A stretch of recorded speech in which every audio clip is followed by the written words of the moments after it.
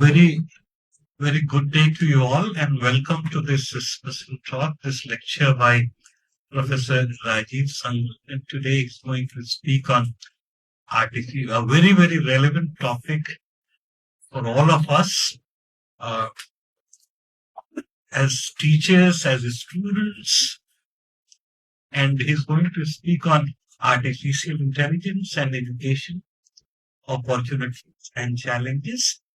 First of all, I would request Professor Sangal, Professor Khalsi, Rajkumarji to offer floral tributes to Amanaji.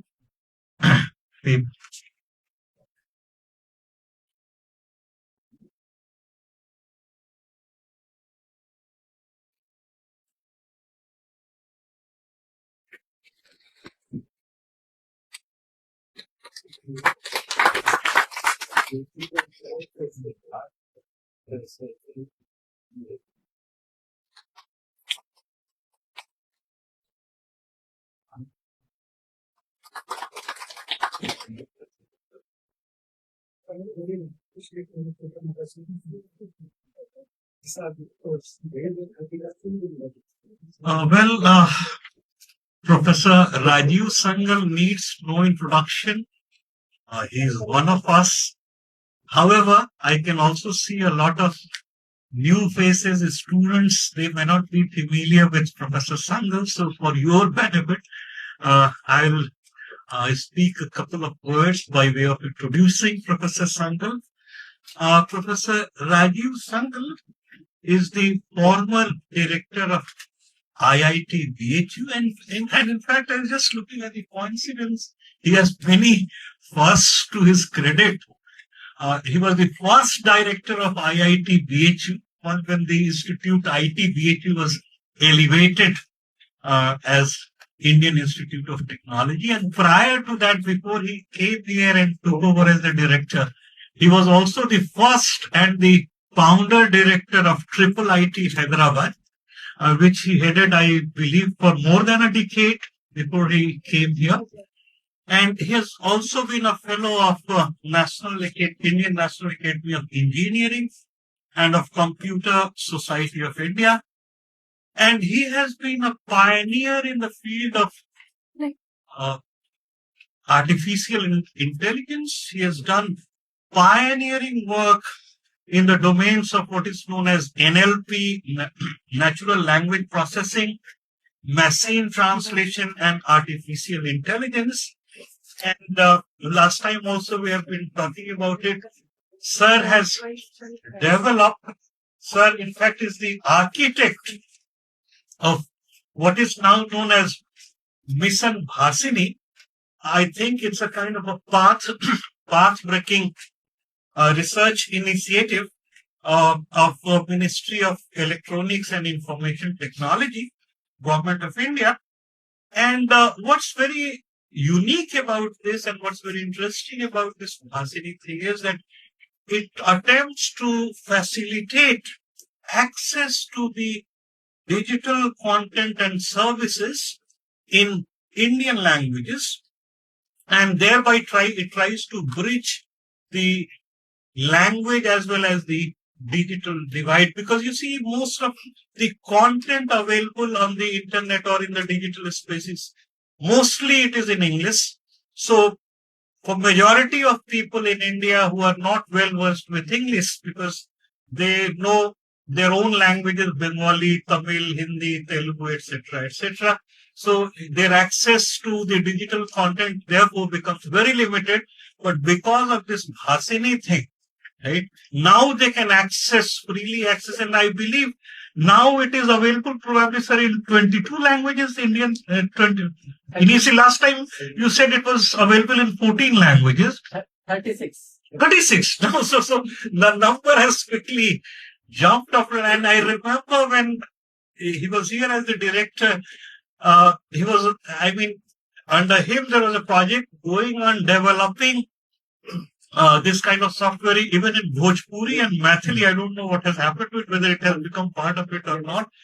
So, and what's really unique about this Bhasini is that it has been developed keeping in view the Indian needs and the Indian situation, our own Indian situation.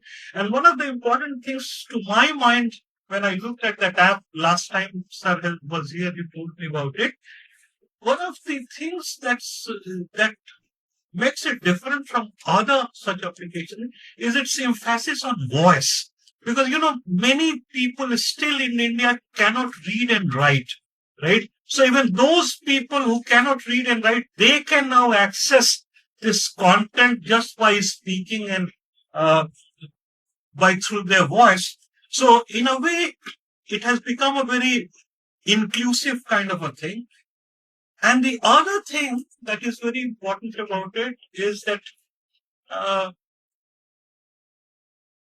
the team behind it, and in fact, the inspiration behind it is, of course, Professor Sangal.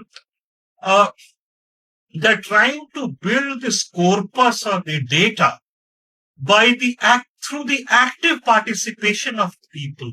So in a way, it is a kind of a community-driven repository of language. And as it's a very interesting, I'm sure some of you must have seen it. I looked at it. There is a segment there called Bhasha Dan, and it has 4 components. It's Bolo India, Suno India, Likho India, and Dekho India. So in Bolo India, anybody, whether one is educated, illiterate, or whatever, can just go and speak things in his or her own mother tongue, and that becomes the data. And in Suno India, if somebody has contributed something in Bhojpuri, and if Bhojpuri happens to be my mother tongue, I will listen to it and then I will say that this is right or wrong. So this is how, so it's very interesting the way he has tried to do it. And as I told you, Professor Sangal is the one who conceived this project and oversaw its implementation. But what is more important to know about Professor Sangal is that he is not merely a technocrat, but he has a deeply humane approach to technology.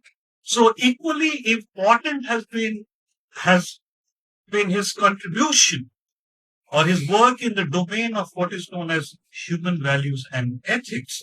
And I believe it is largely owing to his initiative that universal human values course has been made a part of, I think, regular curricula in engineering across the country. So please welcome Professor Rajeev Sangal, and I will request Professor Kamal Sil and Professor Rajkumar to felicitate Professor Rajeev Sangal, although he's one of us, but intelligence and education and opportunities and challenges. And as we all know, but anyway, sir, it's already late. Look from here. Yeah. Whatever you prefer. But I'll stand so I can see of our, my friends, faculty members, and students. Although I was not planning to talk about Bhashini, I'll say a few words on Bhashini. I think this was 2018, September. I've just gone from here. We got this call from the Prime Minister's Council for Science, Technology and Innovation. We want to build a system for translating text in science from English to Indian language. And they wanted me to make a proposal about how it can be done, make a design so that it can be implemented as a national mission. At that time, I said, we will build a speech-to-speech translation system. And we will not limit it to science. It will be for all subjects, all fields. Technology will be general. And this technology will be developed by us, namely the Indian academia primarily.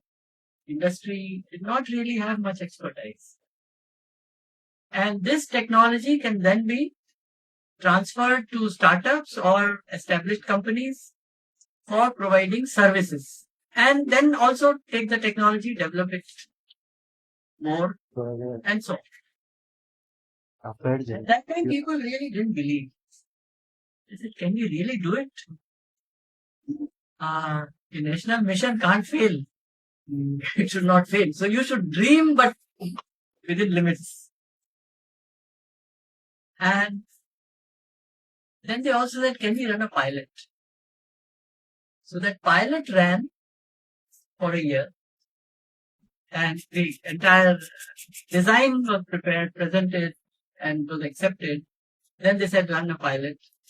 And the pilot was run. And within a year, this pilot was run by involving several academic institutions, research groups in several academic institutions.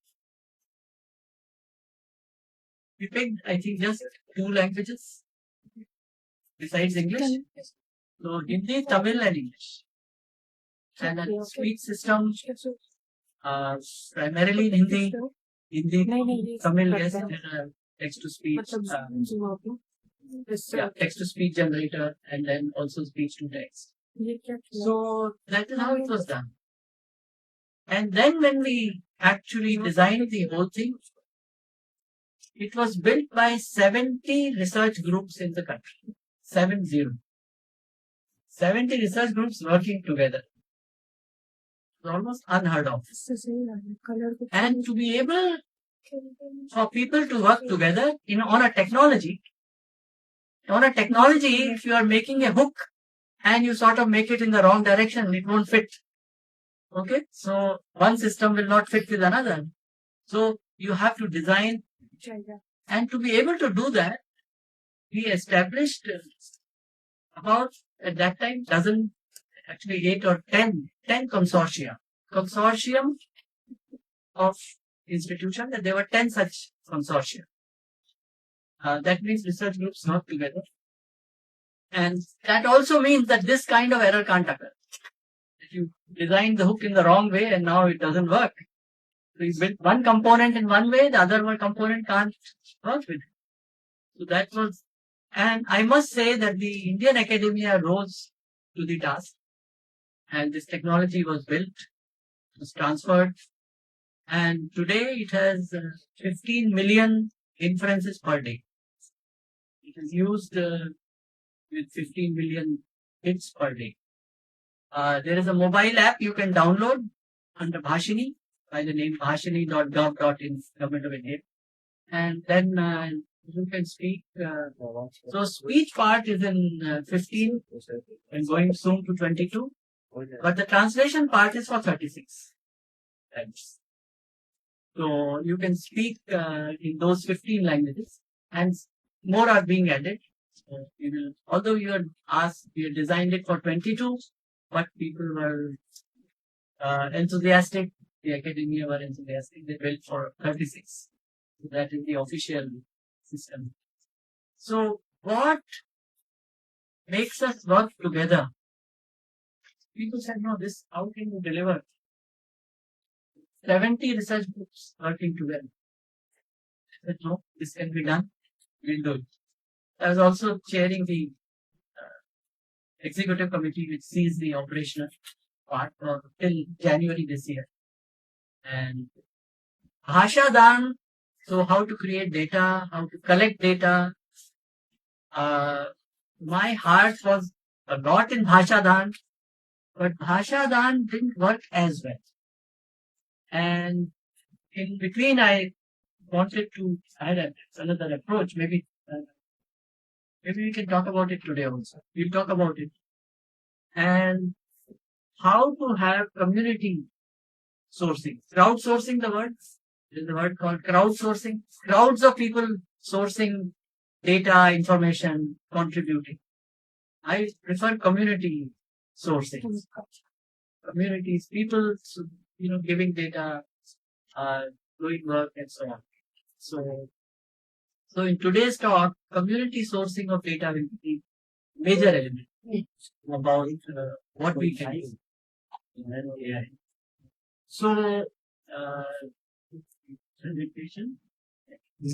Yeah.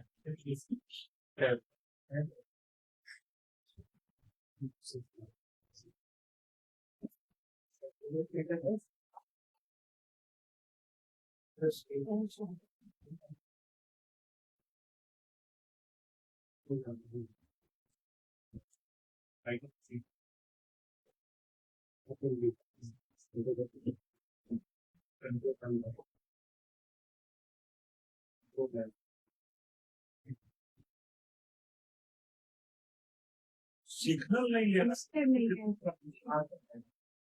Connection issue है Rajeev.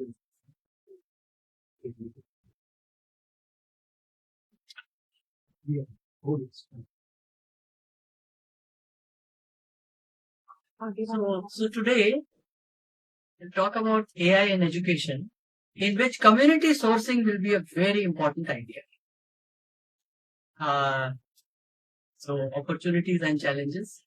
Next one. So let's face it, AI has caught the imagination of people, whether we like it or not.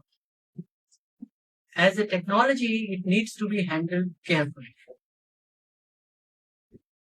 Now, new approaches are needed if you want to use AI in education, and we have to go beyond thinking about the conventional way. Should I go that side? So I'm looking there. So if I go there, and you are anyways. secret line. Mic on कर Education. And there are challenges there. But opportunity is the impact of education on it. And I think the second part is not being thought about at all. And that it has a great potential, lots of opportunities. Next slide. So the second part, I talked a lot about the second. Next slide. And any new change, any change which provides an opportunity to rethink what we are doing. Not only rethink, when we know what is not right, already we know of the problems, but very difficult to change things. This is an opportunity to bring about a change there. In education, we know lots of problems and certain things very difficult to implement. We also know what to do, but it's not getting done. So this becomes an opportunity for change. So I'll talk of three things: impact of AI on education, impact of education on AI, and how do we prepare for it.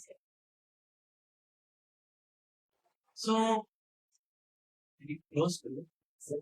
But yeah, that's fine. I can't see it. So as I said, AI has come with a bang. No one had imagined. And I had not imagined. 40 years ago, I started working on AI and language processing, and I said, this is the problem which is not going to be solved ever. So I won't run out of problem career because I can keep working on it. My misfortune that it is not solved, but the advances are substantial and its impact is already, you can see, it's making substantial. So AI as a tool is already being used, and there are three things we have to ensure. One, core skills continue to be learned effectively. And many people say, look here, they give the example of calculator. They say tables and calculator. When calculator came, people said, now, what will happen to tables or this, that. But see, so I tell them only one thing. So they prove that now there is no need to learn tables because you can use calculator. I ask them only one question. Does it mean there is no need to learn multiplication?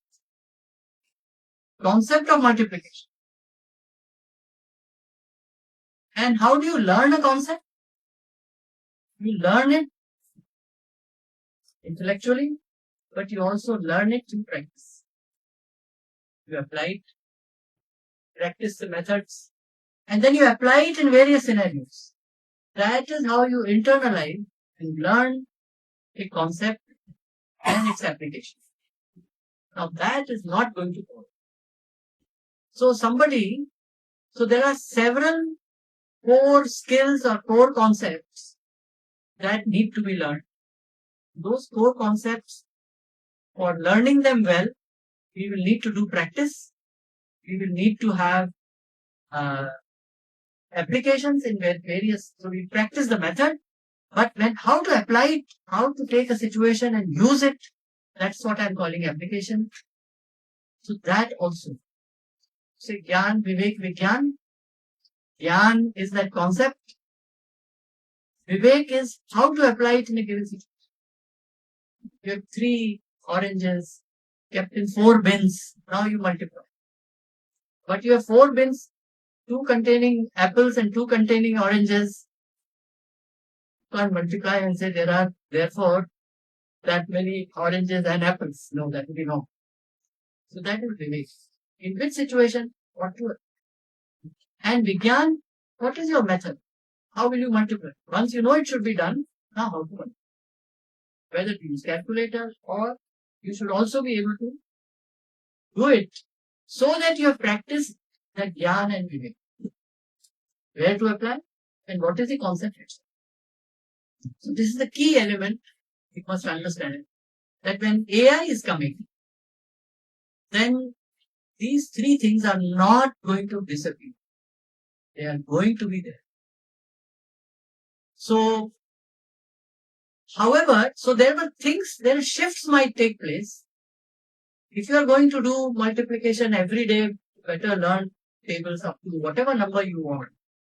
But if you have some technology tools available, you should still know them. You should understand what is multiplication. But then you may need to know, you can spend time on other things. So there may be a relative shift in emphasis in the practice part, but the other 2 actually remain. Concept and how to apply it given a situation. The method is the part where typically tools help. So there is a deceptive feeling that AI is actually solving the problem for us. So we neither have to learn concept, nor do we have to learn how to apply it. Forget about the method used for it. That anybody will tell you that's not right. You yourself can see it. But it places for the first time that there is a major change in what the education, the way we have been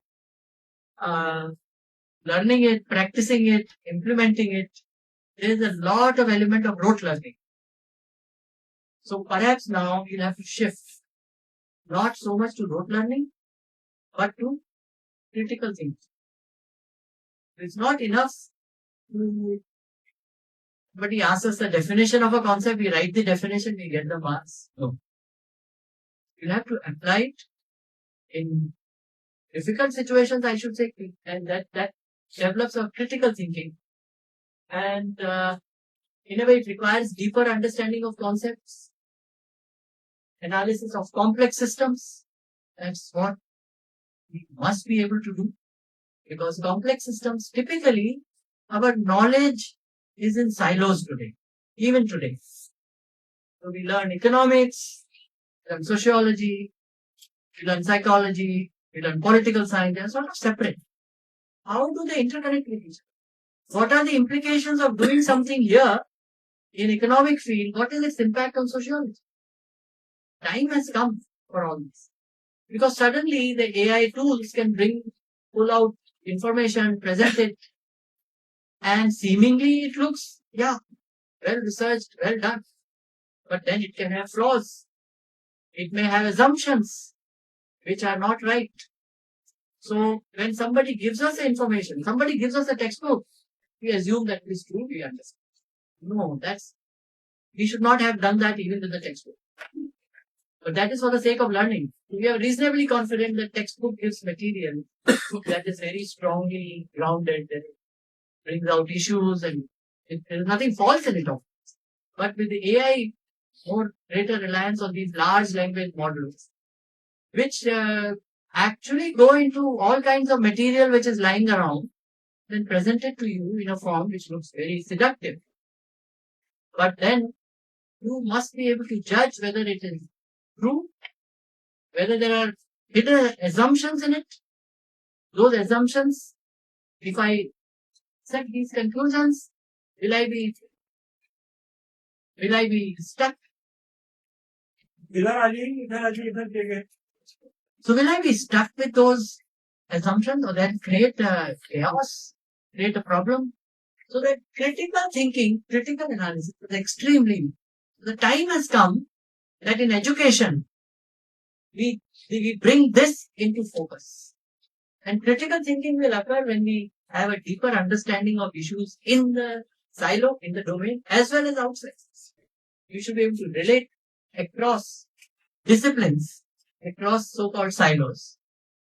Systems today are very complex. The societal system, the human body as a system is complex. Earth as a system is highly complex. But we have also built now systems of greater and greater complexity.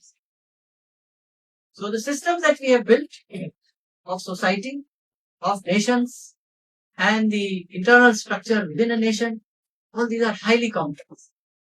So then we will have to learn to analyze complex systems, and AI will only be a tool. Effective communication, writing, one can add to this list. These I am calling as core skills. Earlier, critical thinking, people didn't say core skills. They said, no, there's a higher order skill. Core skill is you should know the theories, you should know facts, you should know this. No more. Now you have, this comes at the core. This critical thinking has become extremely important. And how we develop critical thinking, not just by reading, it's a sociological process. In the classroom, where the discussions take place, debates take place, all that happens. That allows us to see different viewpoints and then judge according to certain values as to what should be done.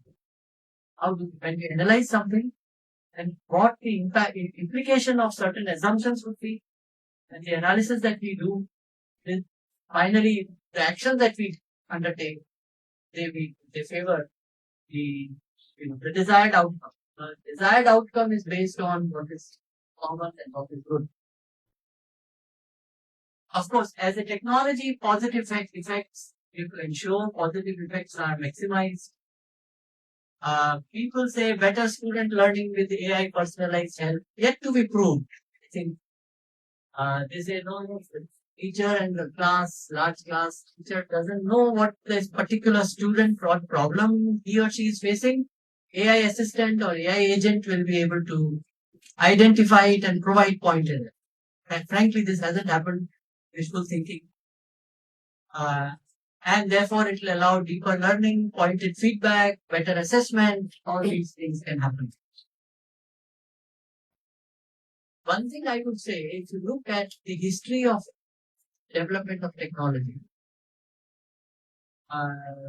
the scientists and technologists are over optimistic.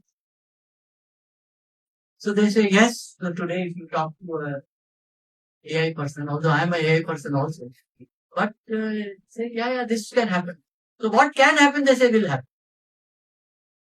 And what actually happens, they say, no, this won't like it. What actually happens? So who had thought of, mobile phone as people becoming an addict? And it is not just by chance, it is by design. Mobile phone by design. Namely, the companies which are providing certain services, social media, they want to make you an addict. They want you to keep looking at the screen. So they have to, and for that they study psychology. So sometimes it is just the normal process. Negative results come, and scientists were optimistic, but actual situation turns out to be different than people didn't imagine. Here, actively by design, we are making people addict. Why? Because by that I'll be able to earn advertisement money. More people will be able to see my reels so if you see one reel, it will try to show you similar things. It If there is a comment in social media, negative comment, enhance it, redistribute it so that it increases. So this is even by design. So otherwise, negative outcomes can happen even otherwise. The technology we don't understand. So here with things that we don't understand, cheating, student isolation. With AI, what will happen? The students, uh, not all, but many might think that now I can use AI and learn. And they get further isolated. They are in their room, in front of their mobile device, and assuming they are learning, they become isolated. They don't have friends. There is not spending time. So any national policy must handle this. So happens that the Parliamentary Committee on Education has a special now decided look at AI or AI corporation. They asked me to present to them my thoughts on it. And I did that. I told them this slide is from there about what the Parliamentary Committee designing the policy execution. Further designs will be by Ministry of Education. Parliamentary Committee should recognize these aspects, and at the policy level we should take it. How this negative outcomes can be mitigated. First of all, they don't occur. Knowing that they have occurred, now what to do? Positive effects are maximized, and the core skills they would need to be, and this would need to be done at all levels in education. Next. Now I want to shift to implication that what implication AI education has for education, and for doing that, with the coming of AI, jobs will require different skills, and old models of education I mentioned already, rote learning. Now we need to have critical thinking, and merely learning a definition or learning a concept is not enough. Important what you possess and how you can apply. This I've already talked about. Yes. So with AI coming into education, this is what I want to propose. We must think of experiential education. Earlier, education by and large has become more bookish. Read the book, learn the theory, write the exam. How does it relate to practice? I remember first time when electrical engineering, the design of transformers. So before that, how were transformers designed? Give a requirement, and there are people who will sit with the capacitors and there will be coils, but with capacitors and inductors and keep moving and give you a right output. Later on, it all became mathematics. Mathematics came, matrices. So a student was asked, so when this change has occurred, this change occurred in 1960s in the world. Before that, it was learning without any theory, other than the magnetization of coil using coils. So in the 1960s, this change occurred. This was called science-based engineering. And a student was asked, how would you invert the poles? Sir, I'll invert the matrix. I'll invert the metric equation. Now, how does that affect? What change would it mean in the transformer? Said, I have no idea. Okay. So what has happened? Gone into the domain of books, remained there, did your reasoning and gave the answer there. Reality, what happened doesn't matter. Okay. Rather, disconnect occurred. Now both are important. Books and theories are important. And of course, real life and practices are. And how they connect with each other is the primary part. So this, believe it or not, this is what I believe. The AI gives us an opportunity for doing that. Take up real life projects So here I'll talk a little bit about the schools first and then about higher education. So the goal is to take real life projects, including in schools and colleges, and develop related real life AI systems. So this can start a movement towards experiential education. We've been long saying that now our education is very bookish. Go to a school, children learn all the definitions, then spit it out in the exam. But how does it relate with real life? They don't know. So here, experiential education, where theory relates with practice, and learning should become no longer bookish, but relates books with reality, real life experience. And the second part, not isolation, but group. We work on projects, it is with group work. Group work is inculcated, peer learning takes place as you work on projects. So a few things about technology. AI systems are contextual. What we build today are highly contextual. In fact, one of the reasons was, in the case of AI, the technology should be in our control. So when we build Bhashini, that technology is in our control. So if you want to use that technology for a specific task, we know what to do. What is known, what is technology is open and available to us, we change it. So for give you an example, the Bhashini technology, speech-to-speech translation system. So in this, if you look, the first component is the automatic speech recognizer. You speak and it gets transcribed. Text comes, speech to text. It's called ASR, automatic speech recognizer. Now, if you compared what was built in Bhashini and what Google had, this is some 2-year-old story. The ratio, the comparative figures were 85% accuracy and 87% accurate. Google was 87% accurate. And Bhashini's system was 85% accurate for English, for Indian English. Because these were lectures spoken in, these are NPTEL lectures in our institutions, which are recorded, available through Swayam platform or NPTEL platform. Now, you take both these technologies and try to transcribe.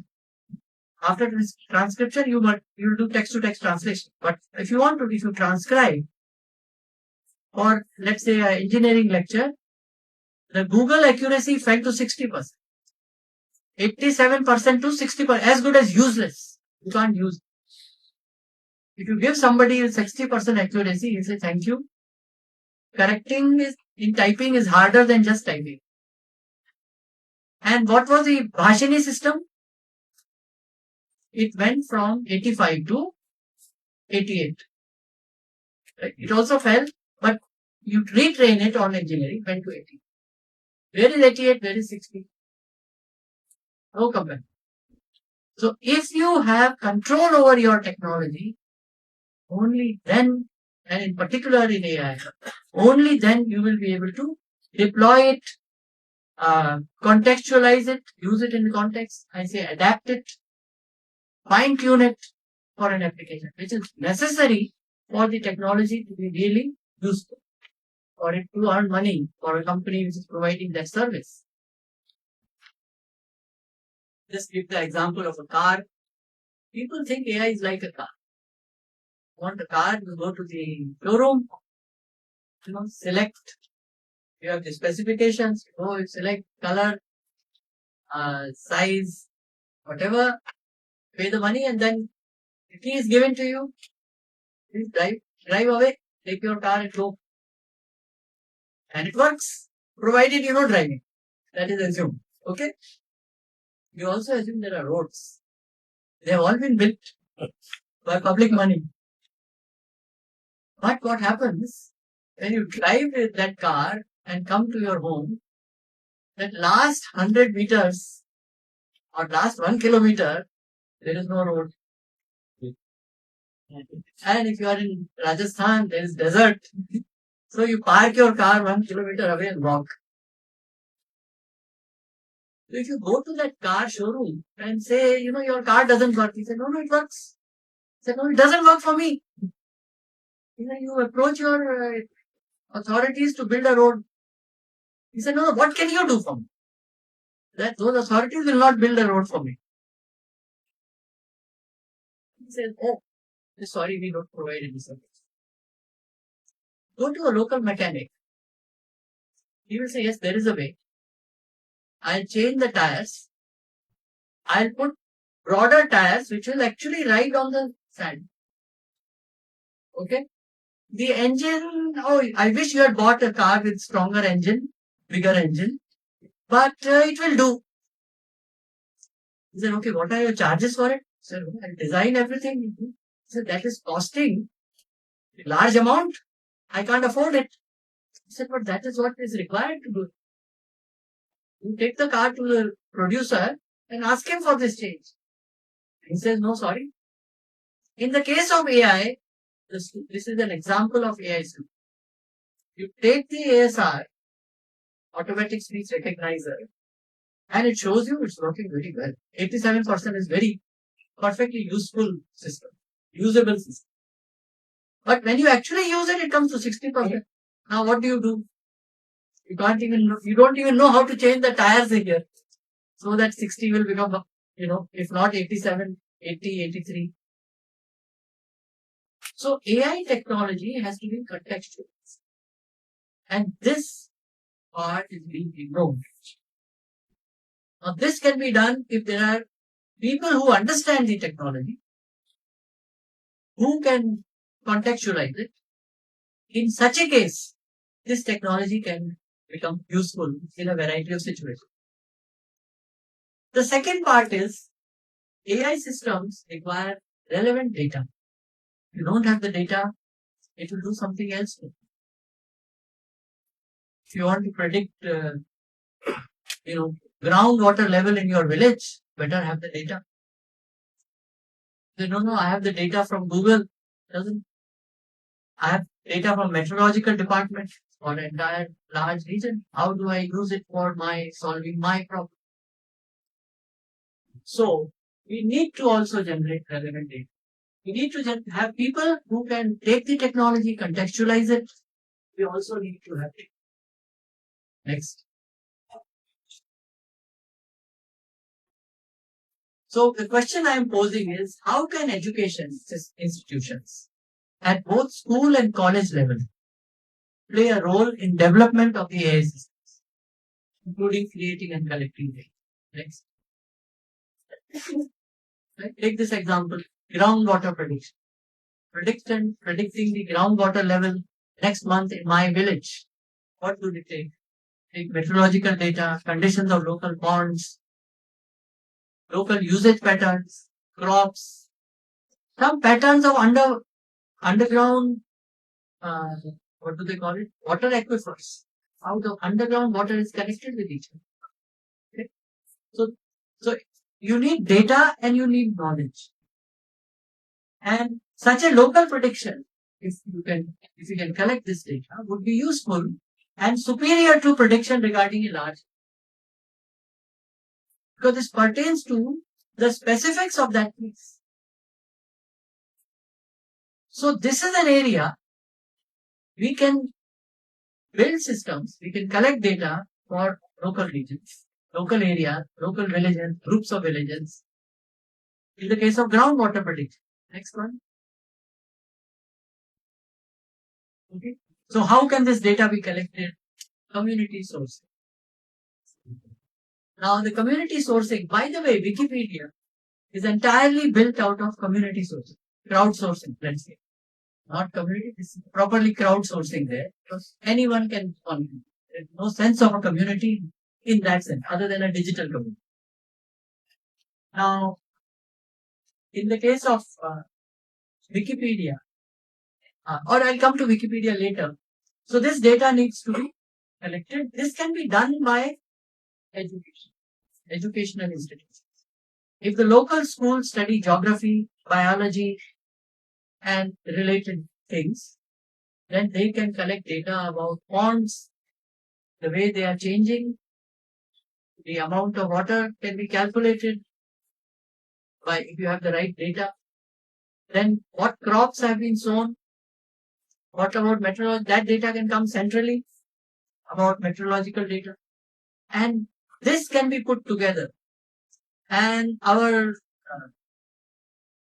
students and colleges, they can have projects to take this data and build a predictor system. So that system will start predicting for that whichever area you have the data and the relevant information. So this is a task which can be done, and the system will improve over the years as the data builds up, past history builds up, machine learning will take place on it. Next. Second example I'll give is content creation in Indian languages. So content creation can be through original data creation, original writing, or by translating.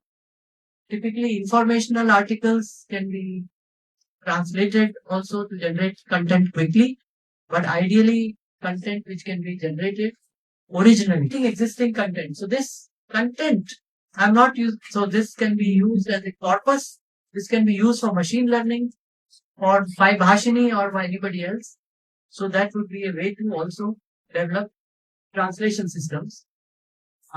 Such content that is created may be posted on Wikipedia or whatever in Wikipedia, or Professor Prabhakar has great amount of content and what marvelous things he has created.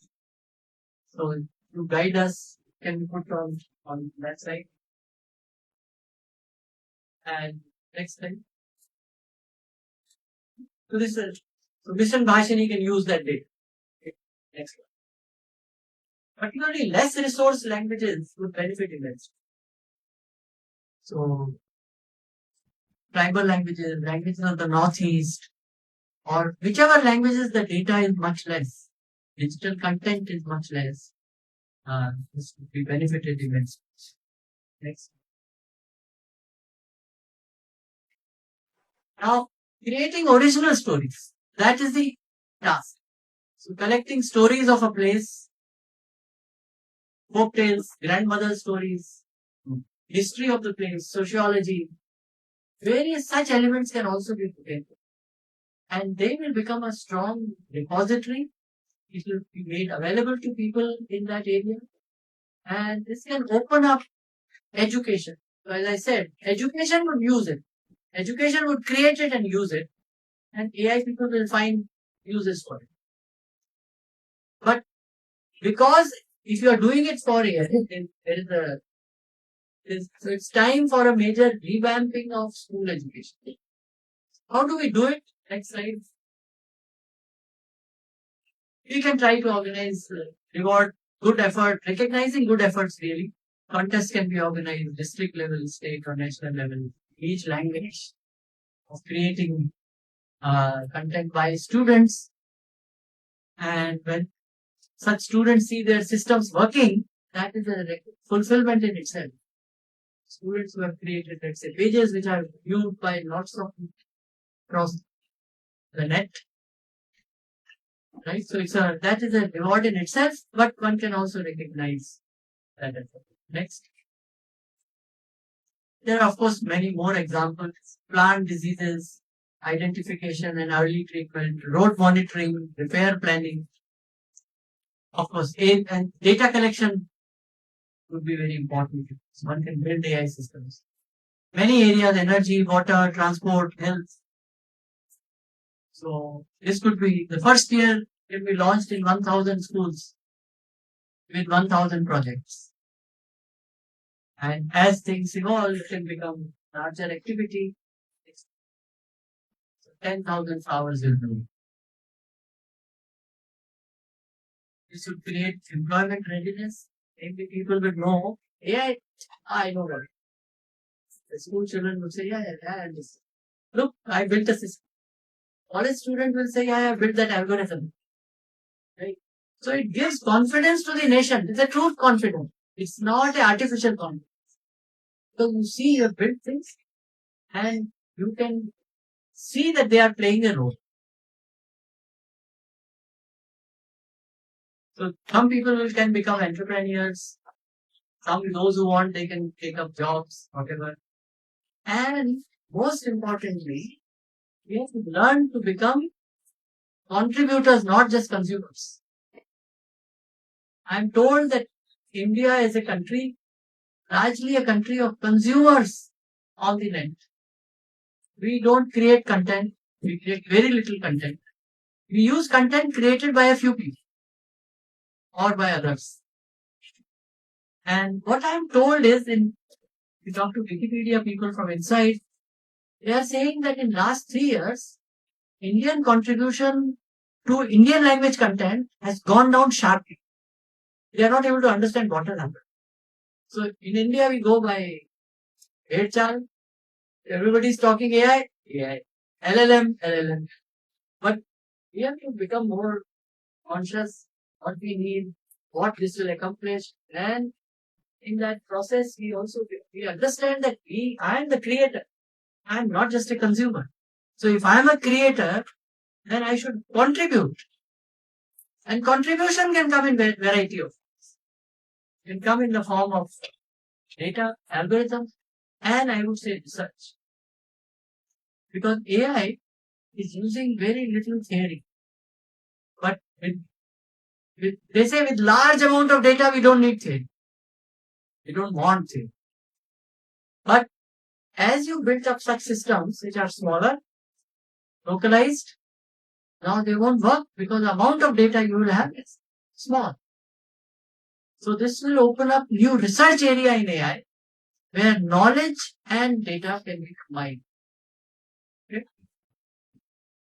AI, as you know, has gone through 3 revolutions the last 40 years in front of my eyes. From knowledge-based or rule-based systems to statistical systems and now to neural network-based systems, artificial neural network systems. And the third one is completely opaque. We have no understanding of how it works. It works. So then we also don't know when it doesn't work. So we call it hallucination. We don't know what happened. It must be hallucinating. Hallucination means I don't know why it is being. It's wrong, but it is not doing it. I don't know why. So we need to go toward explainable AI. I think the last talk a year and a half ago talked a lot about that. Explainable system. But so we need to move towards explainable AI. So that is what will allow us to build systems, use them properly, more safely, and guard against problems. Next one. Yeah. Okay. Last part. How do we deal with ill effects of it? I like to say rather than saying, oh, this should not be done, that should not be done, I want to talk about what we can do. So education contributing to AI is what I talked about, what we can do. But we know that there are going to be ill effects because of various reasons. Now, what do we do? So these are some of the ill effects which are visible already in many societies, including our own: addiction to devices, isolation of young people from each other, lack of friendship, real friendship. They think Facebook friend is a friend. Right? Interpersonal problems in family. These are all the arising issues that are mental health issues, very serious problems. So these should be recognized and dealt with. The question is how? What should we do? Next. So teacher's role becomes more important. In particular, it gets transformed. Teacher is no longer only a lecturer. Right? From a blackboard lecturer to PowerPoint lecturer doesn't make him a great teacher. But the teacher becomes a mentor. Mentor who can guide students. And when I say teacher, Teacher means the subject is at the center. I give a lecture, keeping the subject at the center. I have, of course, some idea about the audience, about the student in the class, their level required, prerequisites, but then it's a lecture. I'm now focused on the subject. Or who is a mentor? Student is at the center. If I'm a mentor to a student, that student, I must understand what are his strengths, what are his weaknesses, what he knows, what he doesn't know, of course, but how he will learn what he's trying to learn. So the teacher's role is getting transformed. So more and more the lecturing part, lecture would remain, but the emphasis will shift towards mentoring. We better prepare ourselves for that. And a mentor is one who is a friend, philosopher, and guide. Friend of a student, unthinkable. Yes. Student is confident to raise whatever problem he or she has about the subject, about life. Philosopher, you can take that problem and make it into larger, give a larger view, drishti, larger viewpoint in which to place this problem that is being faced. And a guide is what says what to do. Given this, now what should be done? Friend, philosopher, is guru. Guru, that is what a guru means. Next. The second aspect, where we are talking of isolation, lack of relationships, friends missing, etc., family problems. We need to create an environment where ethical issues, human issues, relationship issues, yeah, okay, part of education. As we can see, psychology has become very important discipline suddenly. Talk to young people, find more and more people know I have taken psychology. I was wondering, and in class 12, they take 11th, 12th, they have taken psychology. It indicates the need that is coming up, mental health. Right? But so we need to talk not just about the disease, psychiatry or problem, but mental health. So we need to have where positive psychology, happiness psychology, human value based psychology, which will ground us to create a base on which we'll be able to deal with these problems. Introduce human values in curriculum. Time has come. Can't escape it. Teacher training program also needed because teachers have to become mentors, also understand what it means to have human value programs in education, curriculum, training would be needed. And for students, power of giving rather than only taking. Power of producing rather than only consuming. And of course, for some of these things, there is good evidence that it makes a difference. Human values in curricula have been tried many, many places. 2,000 colleges. It makes an impact. It makes a difference. Next question. So, in conclusion, AI in education, and it's time to change education. Things that we knew were not wrong, now is the time to correct them. But new opportunities, new activities have to be started so that we can adopt AI tools in teaching learning with local AI systems, creating data, creating new technologies, research, and most importantly, prepare teachers and students for the upcoming change. Thank you.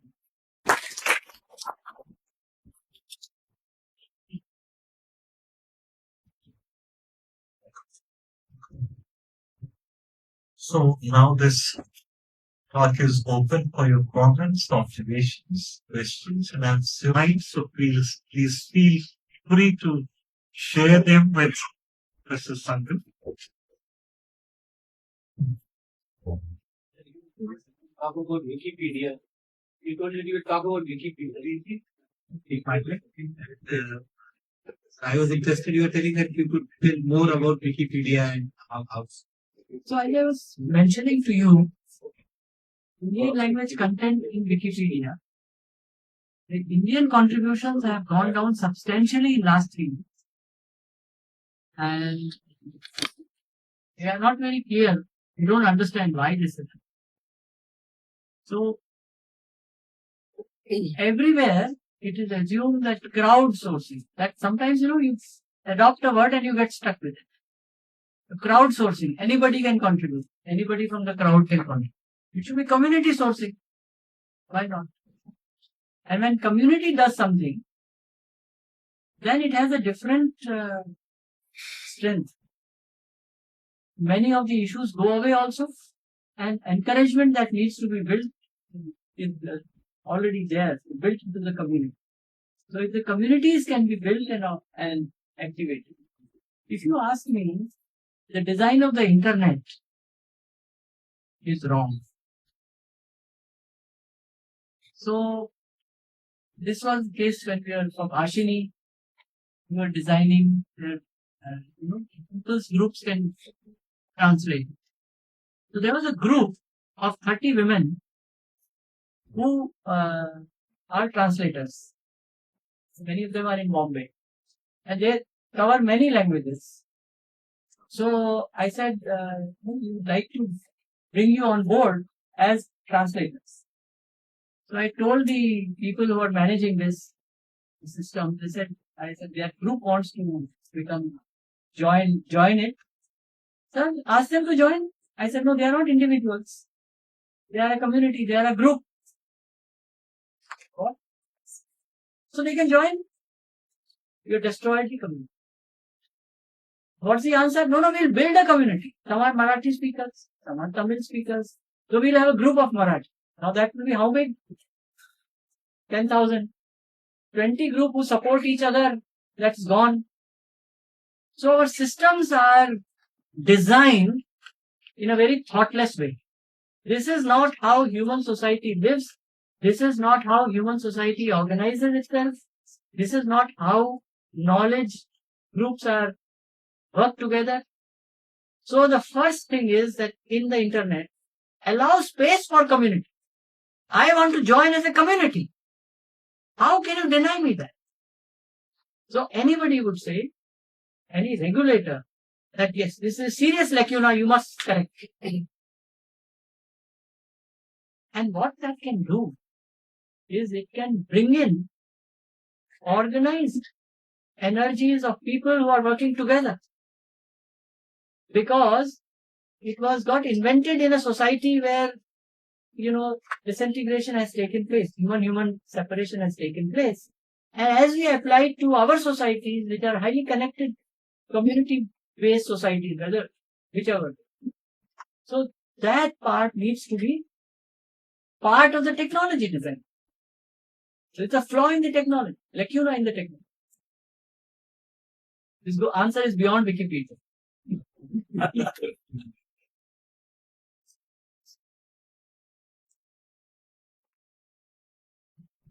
Professor Sangal, well, it was a pleasure as always to listen to your talk.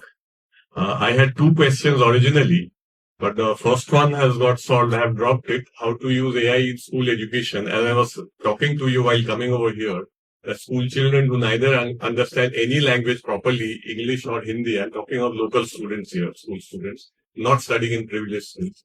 But you have explained very well how AI can be used by the teachers in the curriculum to actually engage them in their studies and improve their knowledge.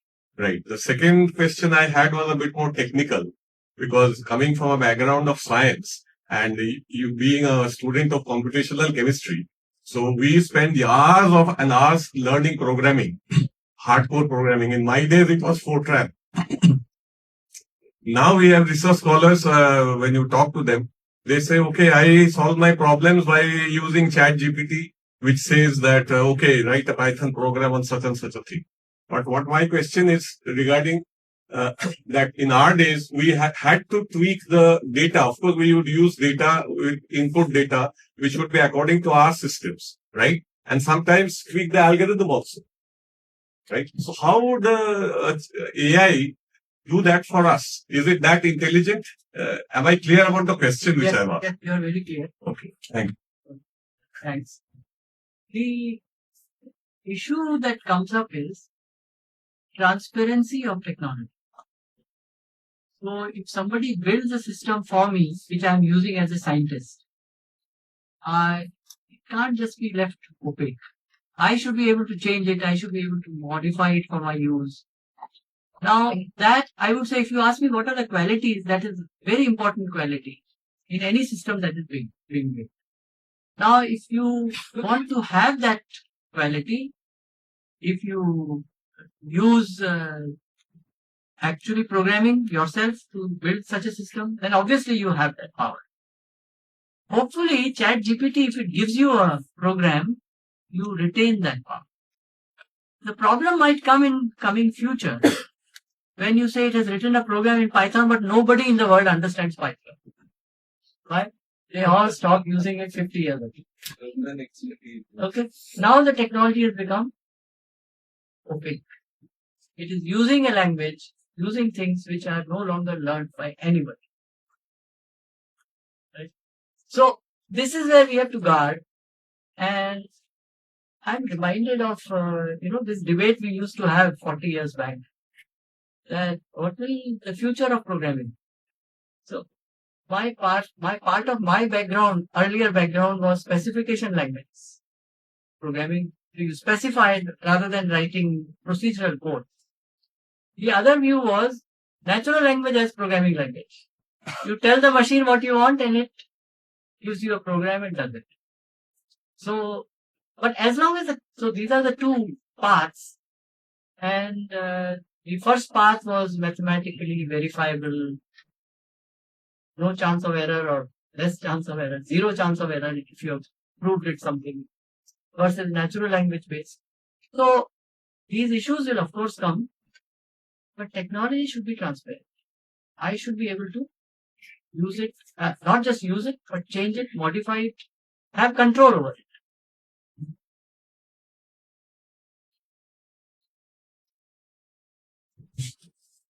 Just addition. But suppose I don't know ABCD of programming, as many research scholars they don't know nowadays. So what is the guarantee that ChatGPT or whatever AI is giving me the right answer? How will that research scholar verify it? You can't verify it. No guarantee. No guarantee. That's what I wanted to get. And he'll get junk. Thanks, sir. But that's not the problem. That junk will be used by somebody to Produce produce more junk and to produce things which will cause harm. That is the Thank problem. you. There is no escape from knowledge. Hello, sir. I am Suman Patro. So I am pursuing Masters in English from this campus. So I had just a small observation and an inquiry. So, sir, I was thinking about the role of teacher in the present talk of the town that AI is completely overpowering everything. So I have friends also, they are not coming to the class and they think that just prior to the days of examination, they will put it in the chat box and come up with the answers. So I have great interest in academics and I want to pursue this in academics. So, sir, how to combat with this situation? You said that we have to be, the teachers have to be friend, philosopher and guide. But sir, when the students are losing their interest in coming to the class, so what can be done in that? And about the marginalized people, sir, you said that this Bhasini, so what you developed, it has been made available to the so-called illiterate or marginalized people also. But sir, it has been developed, okay. But how can they afford it? Okay, so it is not about the availability, but the affordability or the accessibility or the infrastructure. So what do you propose about that, sir? Answer the second question first. So currently it is free. If you download the Bhashini app in your mobile, the government of India is paying for it. GPUs and all that. That's running in the background. I hope it will remain that way.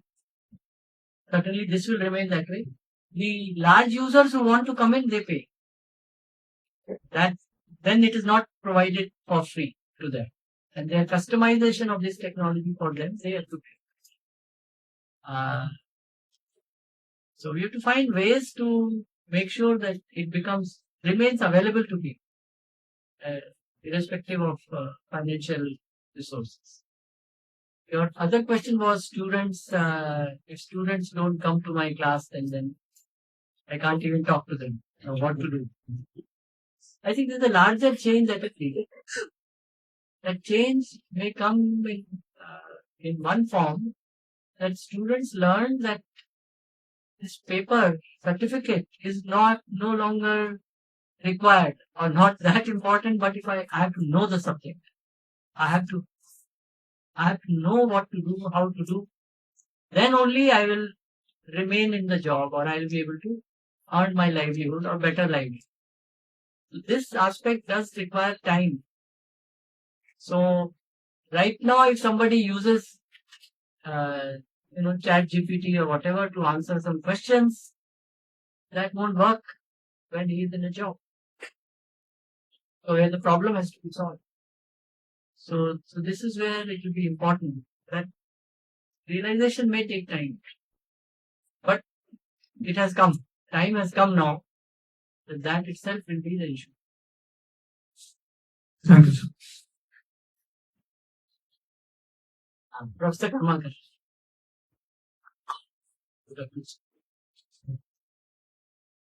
So when a teacher conducts a class, the interaction takes place between teacher and student, being humans. It's not only the verbal language that becomes the means of communication. Eye to eye contact, facial expression. For example, right now we are nodding your head. I am getting what you are trying to say. Okay, whether my thing is reaching you or not, everything. And body language. I give one example, concrete example with respect to you. When you are conducting the meetings, when we are raising hands to interact on some point, you are knowing beforehand whether I am going in favor of the motion or against it. Okay. Do you think, sir? Do you think? Yes, sir. Do you think, sir, AI will be able to do that? AI man means that machine versus on human. Will it be able to cater this gap between interaction between two humans other than the language part? There are many other. This is one. Secondly, what do you feel that which two humans are not able to communicate, interact, AI will be able to do something extra? What is that? If it is there. So the second question is easy. If two people don't know each other's language, AI can translate it. It's verbal translation, right? And it can have errors also. But hopefully, once they know that this tool is inadequate in many times, they'll ensure that the right communication has taken place. Now, what you talked about was multimodality, and it is nodding of the head. It is also intonation. It's where you put pauses, where you put intonation, change tone. Right? मारो मत जाने, मारो मत जाने, अर्थ का अनर्थ. Okay? Today, speech systems do not handle intonation. They do not handle pauses. This also matters. So forget about multimodality. Even in speech, intonation is not captured. Will you be able to take And over? in Bhashini, special emphasis I try to put everywhere. I didn't build Bhashini. 70 research groups have built Bhashini. But I try to tell them again and again, we need this. This is still not included yet. Very good research results are there. But someday it will be put in. So let's say technology will improve. Maybe it will have multimodality. Cameras which can watch your facial expression, things like that. But so what? Technology will become better, but finally, we have to understand and we have to do things. Final decision will be in the hands of people. It cannot be substituted, that two humans interaction cannot be substituted by one machine and one human.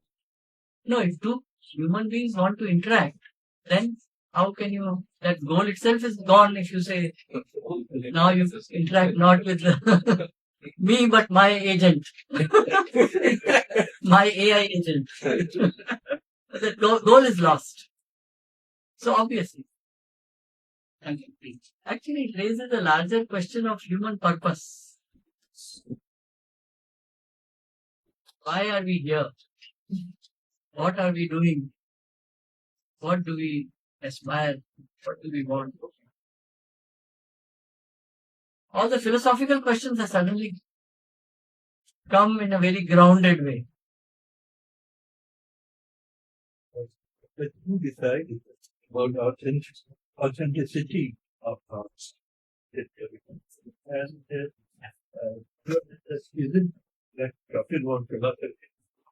It is not really to feel like philosopher.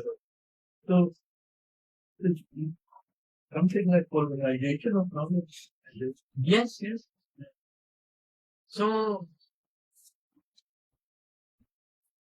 philosophical aspect. So,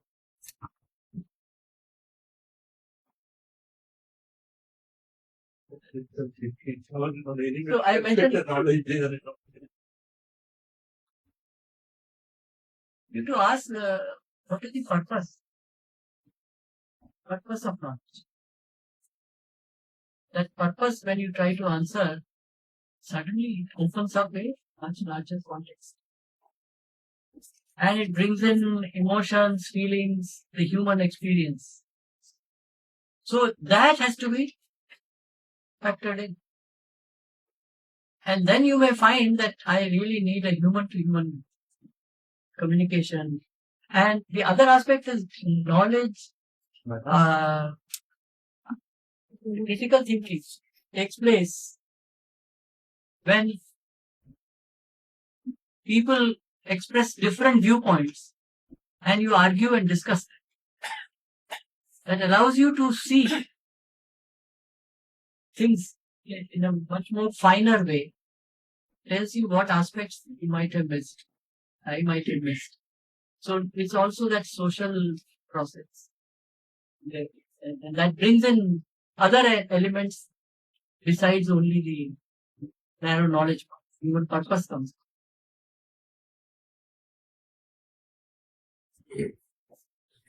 Here.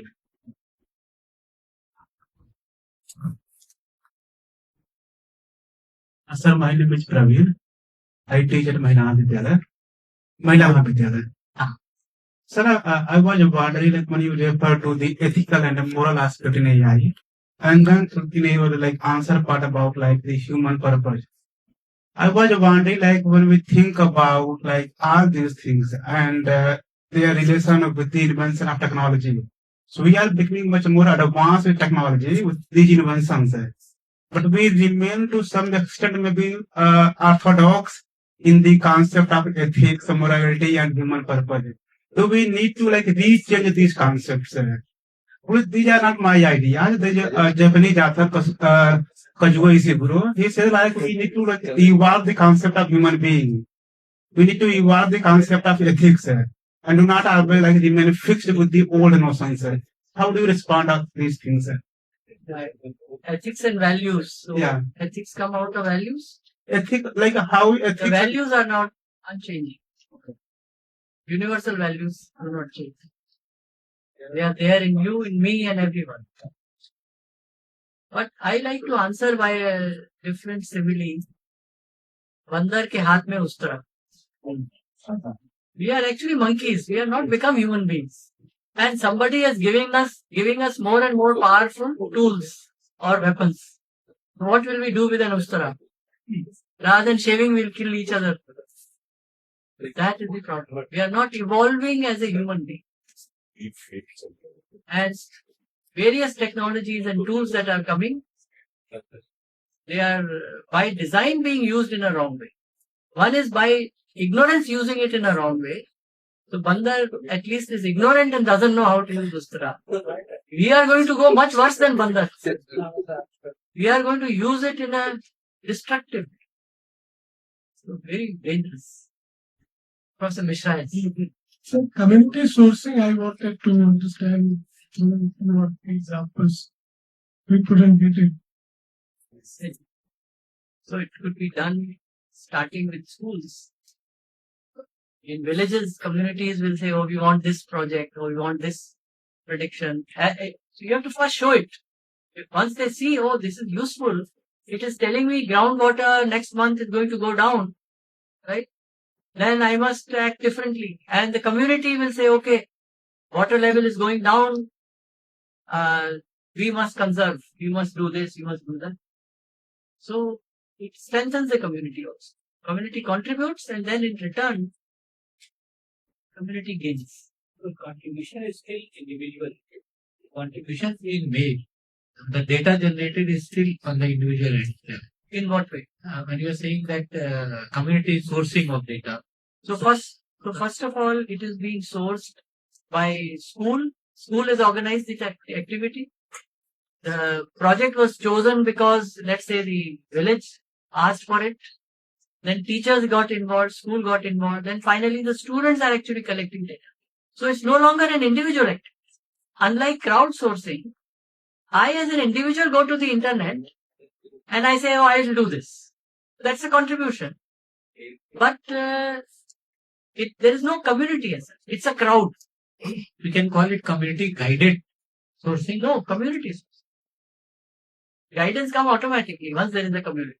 So if you build the communities, if you encourage the communities, then you will get benefits which will also be much more larger, hopefully, and also more stable, continuity of.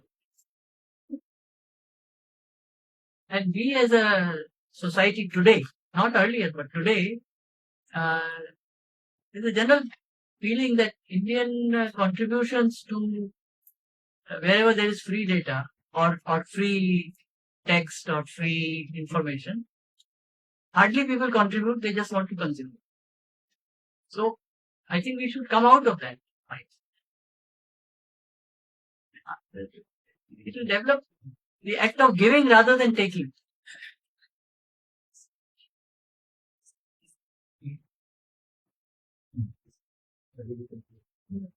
No, मैं सूर्यकांत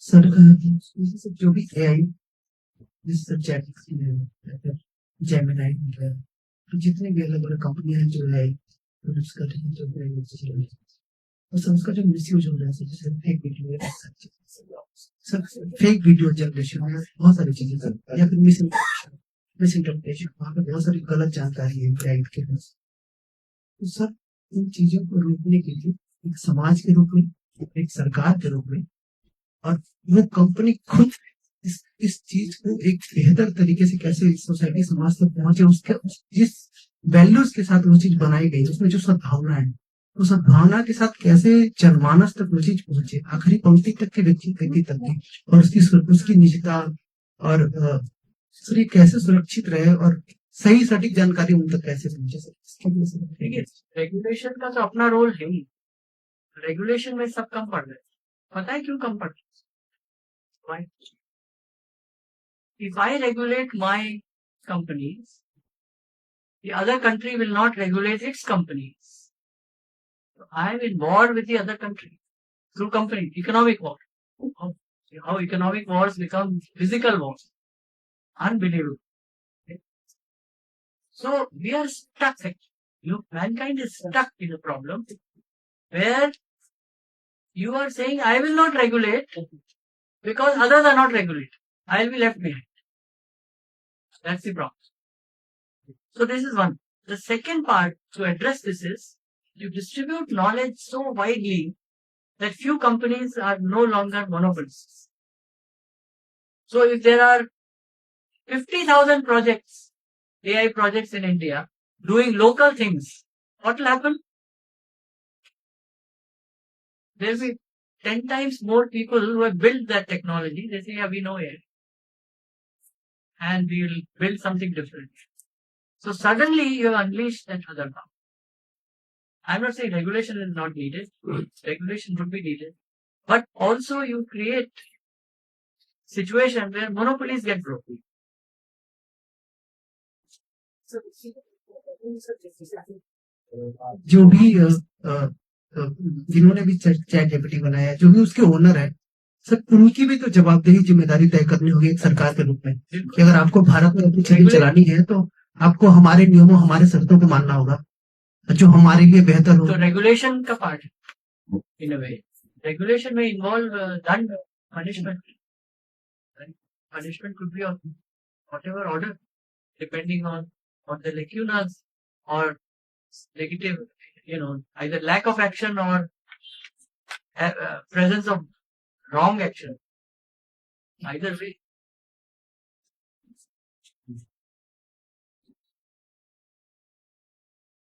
सबको मिलेगा सब ठीक है। एक और थोड़ा उड़ जाइए लेके माइक। मेरा नाम प्रशांत है, department of mechanical engineering. Sir मेरे दो क्वेश्चन है, एक तो प्रैक्टिकल नेचर का है, कुछ उसमें सजेशंस भी हैं, और एक थोड़ा फ्यूचरिस्टिक और कुछ एप्रीहेंशन जो एआई को लेके हैं।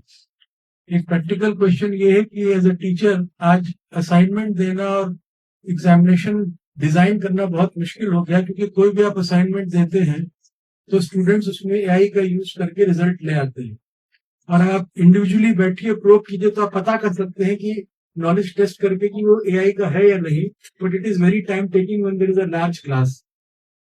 मगर अगर ऐसे असाइनमेंट दिए जाए जिसमें कुछ बिल्ड करना है जो अभी तक एआई नहीं कर पाए, ऐसे रोबोट नहीं बने हैं अभी तक, जो इस पेन को अगर मैं कहूँ कि ये प्लास्टिक रखी जाके उठाओ पेन बना दो, तो बना पाए ऐसा नहीं है। तो पेन कैसा है इस पे तो लड़का या स्टूडेंट जो है डिटेल में लिख लेगा एआई से, मगर अगर पेन बनाने को कह दिया जाए तो उसको फिर पूरी मैन्युफैक्चरिंग और उसकी फिजिक्स और केमिस्ट्री और सब कुछ करना पड़ेगा। तो कहने का मतलब है कि from the fun of knowing to the joy of doing, अगर हम उस स्टेज में अपने एग्जामिनेशन और एजुकेशन प्रोसेस को ले जाएं, जिसकी बात आप भी कह रहे थे, एक्सपीरियंशियल लर्निंग, तो अपने आप एआई का रोल को खुद ही सीमित कर देगा, क्योंकि एक पॉइंट ऑफ टाइम के बाद एआई उसको बता नहीं पाएगी कि उसको कैसे रियल लाइफ में करना है। इसी तरह से ह्यूमन मतलब सोशल साइंस में भी हम ऐसी ओपन एंडेड प्रॉब्लम दे दें कि कैंपस में सीवेज डिस्ट्रीब्यूशन को कैसे डिजाइन किया जाए, इस पे एआई वे कुछ वैल्यूज दे देगी जो यूएस बेस्ड डेटा के साथ होगा, मगर बीएचयू के कॉन्टेक्स्ट में कैसे डिजाइन करना है ये शायद वो ना भी कर पाए। तो एक तो हम लोग को अपने क्वेश्चन पैटर्न्स को, एग्जामिनेशन पैटर्न्स को ज्यादा रियलिस्टिक करना है और कुछ चीज बनानी है, टेंजिबल हो सकती है या सॉफ्टवेयर के लेवल पे हो सकती है। तो ये दूसरा सर एक सवाल ये है, इसमें आपका भी इनपुट है। दूसरा सबसे बड़ा सवाल ये है कि एआई से लाइवलीहुड का क्या होगा, क्योंकि सबसे अधिक स्टूडेंट्स के दिमाग में आजकल ये प्रॉब्लम है, खासतौर पर अभी जिस तरह से ओरेकल ने 12,500 लोगों को सुबह 6 बजे मेल भेज दिया कि you are no longer needed, you rise up in the morning for a walk and yoga and you get a mail that you are no longer needed in the office at 6 a.m. Very few will be able to do yoga after that. ठीक है, so that is the real situation. तो ये sir जो 300 साल में मानवता ने जितना तेज विकास किया है, इसके 30,000 साल पहले तक उसने नहीं किया है। तो जिस रेट से चेंजेस हो रहे हैं टेक्नोलॉजी में, ह्यूमन बींग्स क्या एडेप्टेड है इतने तेज चेंजेस को एसिमुलेट और अडॉप्ट करने के लिए, और यदि नहीं है तो पर्टिकुलरली एआई के साथ जो जॉब्स की जो आप फोर्सिंग कर रहे हैं कि हम एआई को कैसे यूज कर सकते हैं कि जॉब्स कम करने की जगह कल वो जॉब्स क्रिएट करे। अदरवाइज अगर इंडिया जैसी कंट्री में एआई बहुत बढ़ गया और सब एआई बेस्ड होने लग गया तो हमारे स्टूडेंट्स को जॉब कहाँ से मिलेगा, और जॉब ही नहीं मिलेगा तो ह्यूमन वैल्यूज, हेल्दी सोसाइटी, मतलब ये सारी चीजें तो अपने आप ही पीछे चली जाएगी, क्योंकि हर आदमी कट थ्रोट कॉम्पिटिशन में लिखा है लग जाएगा कि सीमित जॉब में मुझे पहले जॉब मिले तो मैं पीछे वाले को ढकेलूंगा। तो ऐसे में एआई कैसे जॉब क्रिएटर बने, और तभी सर एक ह्यूमन सोसाइटी भी बन सकती है। अगर जॉब्स ही नहीं है, लोगों के पास खाने को ही नहीं है और केवल कुछ लोग एआई यूज कर रहे हैं, तो बाकी लोग तो जो उस साइड ऑफ द फेंस है वो तो हमेशा ही लड़ाई के मोड में रहेंगे। पहला आपका जो पहला सवाल था, आपने एक तरह से उत्तर दिया। Teachers will have to be more creative in giving the exam, maybe instead of written exam, oral, viva. One, people won't have enough to eat. The other fear is people will be told you can eat, sleep, do whatever, You're taken care of, don't say anything. Now what? Is that the human existence? Would that be fulfilling in any way? That this is all you do and nothing else?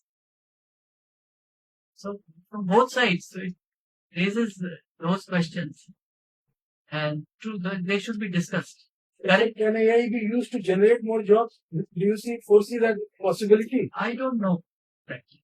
Ask me honestly, I don't.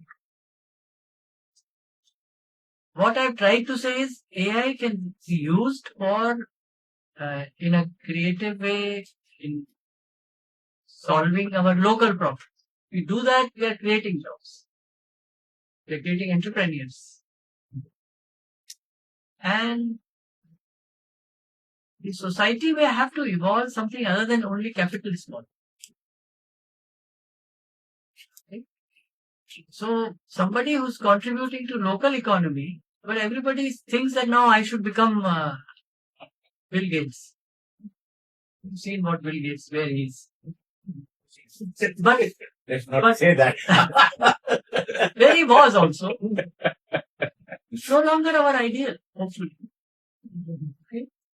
So where we want to go, what we want to do, that needs to be decided. That needs to be part of education. That's why I'm saying this human value part. What I want out of my life. And if I realize that, why will I not build communities? Why will I not work on local systems? Why will I not work for the well-being of my place? And that will support me. That is my livelihood. So I think in that. And if that community becomes, let's say, more mechanized or less work to do, it's okay. But then I'll find new things to do for my community. And of course, some people will go beyond the community. So it's a new model of society we'll have to think of, how we organize society. Currently, we are stuck with this one way of building society. With powerful nation states, with big technology companies, and with arms. And keep fighting. And keep killing each other. I found AI to be a very useful thing. I'm an archaeologist. My name is Rajeev. I'm formerly at the history department here. And for instance, in analyzing data from excavations, where very tediously long lists, and there's super specialization. There are zoological archaeologists, there are botanical archaeologists. So in order to understand their conclusions, one has to read that much more. But if we submit a stratified list of animal bones in a particular site and ask, does it indicate environment change at some point and so on, it is miraculous in the way it quickly, uses its own background knowledge on the particular geographical area and the history of climate over there to actually analyze that sort of data. So it's very helpful for researchers to actually, data that typically used to create mental blocks, because of the amount of effort that would be required to analyze it. So that sort of thing is very good. But it is very idiosyncratic. If I ask it to trace an image, if we find the rock painting in the Vindhyas, they say, trace the different layers so I can see, chronologically what figure was painted for. It doesn't do the job very well. It says, can I draw a hand over here? It will look nice and so on. It's not there. Why should you draw it? Yeah, these tools, the tools are there, sometimes powerful, which can be used. In science also, discovery tools are being used. It's okay. But one has to give information as well. But- One has to ask intelligent questions. Yes, but if you think you are going to rely on their the conclusion of the tool, you're going to go severely wrong. No. Well, no. I'm not saying for so you, innocent. I'm saying One in has to general. actually check the. So that is where critical thinking comes. Yeah, but just to experiment with AI and see what it is worth. One could give it No. more substantial questions like discuss Mauryan political system or, economic history of the It book. will bring out what is already there. Yes. It will produce a summary of that and it will look very impressive, but it is the work which people have done already. Yes, but it does get smarter because it records all your dialogues with it. It sort of records it up there, and it don't problem forget that. Problem with AI is there is no knowledge. It's only data. Well, I find it quite sensible in answering social science. Yes, because people have been sensible in writing and writing cogently. Well, that is the job of the machine. but- isn't it? No, But the way people are writing, maybe after 20 years, It is a thought machine. the What way people bounces are writing, on- then it will be lost. Wait. Then it will be lost. People are writing cogent nonsense. that will act as a database and it will And extract machine will start producing more of that garbage. cogent nonsense. Yes, you wanted. I think my question was, will come. ऐसा मैं सब पूछ दूंगा। First, और जो पहले हाँ चलो Thank you, sir, for such illuminating talk. My name is Sonali. I'm a research scholar at Department of English. Sir, nowadays we are witnessing lots of novels written by AI, but I just wonder in regard of authorial dilemma, as who should be called as an author of it, whether the machine who wrote it or the prompt master who gave instructions. Because I had read somewhere that one should be intelligent enough to use artificial intelligence. so these intellectual property, copyright laws, for example, or patents, these are man-made laws. Now, if you look at copyright, this has changed over the years. Earlier, if you copied something, okay, then you violated copyright. Laws were changed saying, no, students are studying from this. What's the harm if they make a photocopy? So certain things were allowed. Then came search engines. Now, search engine, when it is copying your article, using it to index it, and then when somebody searches for it, it makes a copy and then sends it. It has violated copyright 3 times. Copyright laws are again changed. Says no, they have not violated any copyright, even though they have copied and given it to a user. Okay. From the producer side also laws got changed. Earlier, if you placed it in a public place, it is copyright free. They said no, you retain the copyright. In fact, it was argued that this is on a public site. I got it from there. Now I am distributing it. What's wrong? You can't do it. They said no. Yes, he's put it in a public place. It is still copyright protected. Even though you are getting it into your computer, a copy is being made, you are not violating copyright, but that copyright right still holds. So these laws change. Frankly, I don't know in what way the law will have to be changed with the coming of AI. It might happen that certain kinds of summaries will be told to be copyright violations. Even though you are writing, AI is writing this up. No, you are violated the copyright. So I don't know what way we can bring in. So, in fact, the internet brought about a series of changes in copyright. Today's law is that if you copy it for your use, it is legal. You can't distribute it. Okay? Earlier law was what? You can't copy it. They say no. Copying for your use is okay. Copying, keeping a backup is also okay. Making 10 copies but not distributing it is okay. So we'll have to wait and see. If you have bright ideas on this, write about them in newspapers, in journals. Sir, I found that social sciences is, again, the experience I have, recent experience, that it is very useful to discuss hypotheses. For instance, if I'm interested in tracing the origin of, say, mural painting in India, then I could ask, tell me about the origin of mural painting. वो भित्ति चित्र जो होते हैं मंदिरों में या so what is the origin of Ajanta painting, for instance? So it will give me one answer. If my actual research problem is to try and relate whether Ajanta type of paintings originated from an era of prehistoric rock paintings, because it's a continuous civilization, and it may well have. And if I ask it that question, then it sort of, speculates, but, in a more informed way. It's a very interesting question. It may well be correct. Because if people were living over there and circumstances changed, No, as a patrons tool, were found, and it's a people who were powerful, painting in caves came out and started painting. no doubt it's a powerful tool. Yeah. But I think we are not ready. Well, बंदर के हाथ में उस तरह मैं बंधन नहीं करता। धर्मचारी का गलती है। बंदर की गलती नहीं, जिसने उसके हाथ में उस तरह दिया है।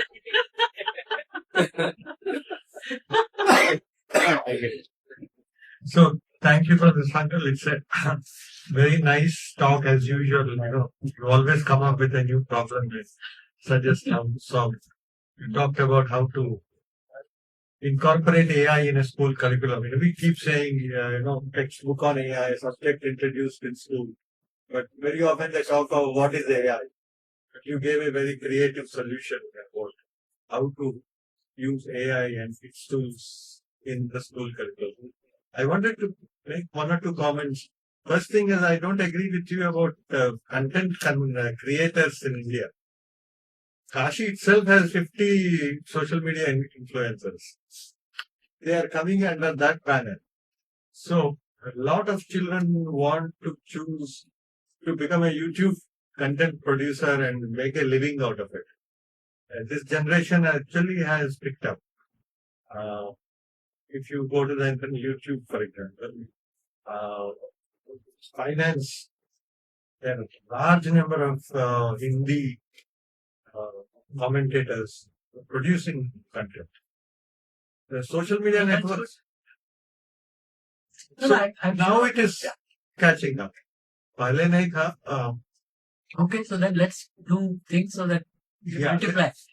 And with critical Right. understanding. The second comment I had was about this Wikipedia. So this Wikipedia thing is a very problematic thing. Actually, it got weaponized. For those of you who are familiar, Wikipedia is a platform where it has been captured by some people, and there is a lot of anti-India content in it. For example, Ayurveda is what do they call it?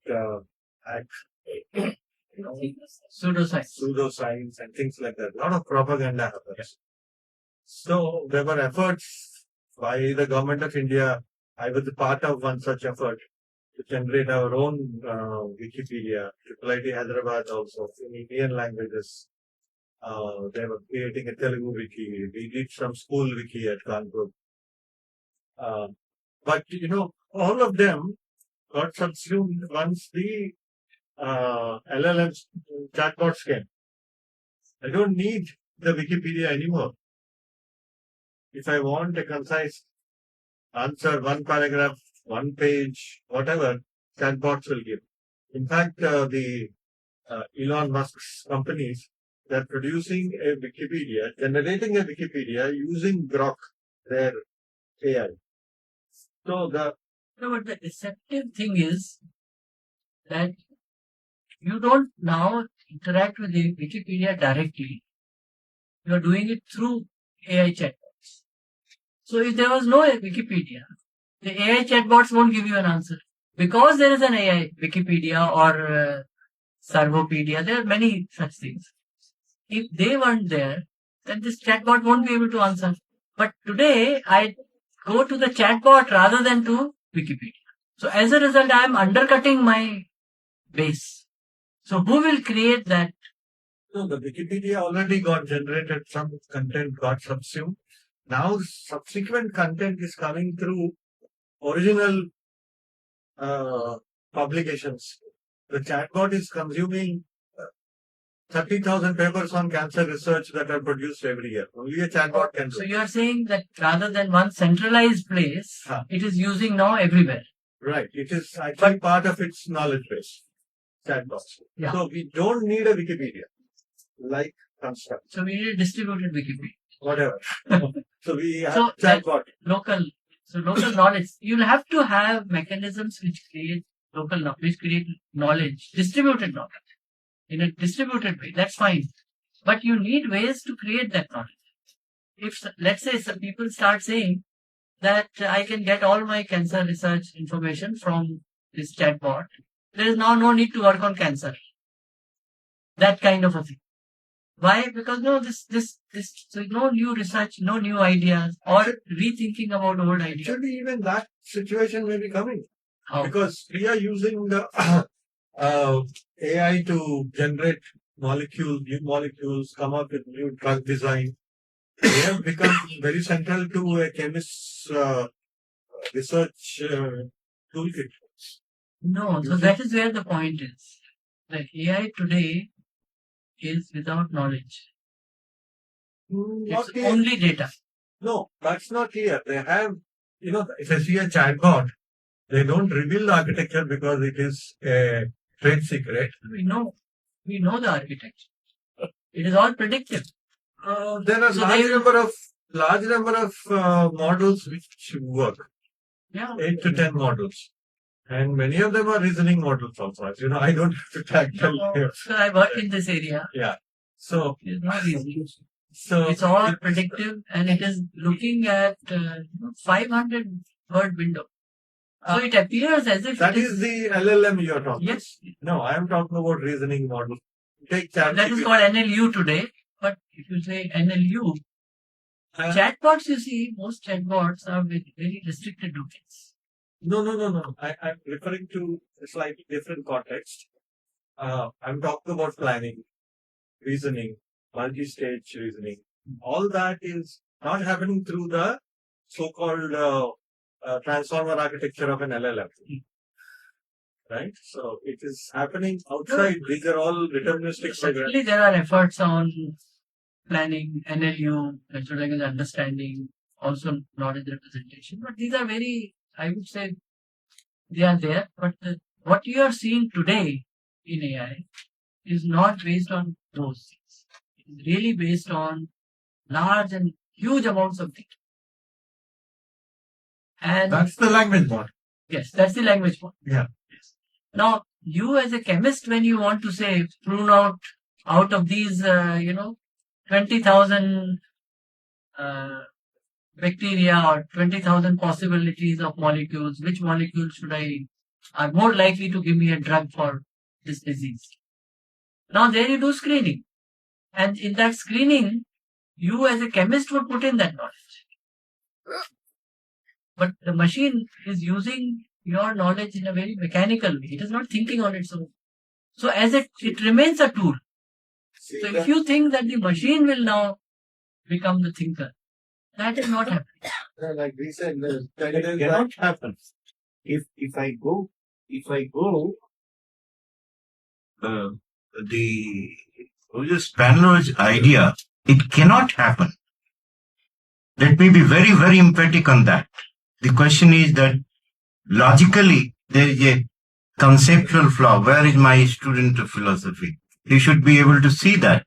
Okay? And the model of understanding where a machine was giving translation of Hindi to Chinese, something like that. The old 70s model. Okay, I'm referring to that. So these are the theoretical question, and let us not get carried away that critical thinking, as Professor Sangal was saying, and the local knowledge can be any substitute for that.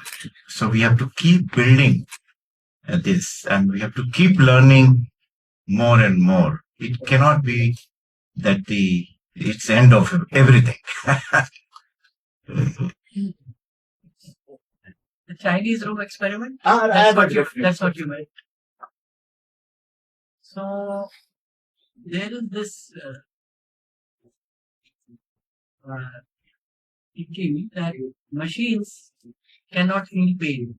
People have sort of come to agreement. Yes, a machine cannot feel pain. Also, it can't feel happiness. ChatGPT gets emotional. If a machine, it's not. It's only a show. वो आप ठीक कह रहा है.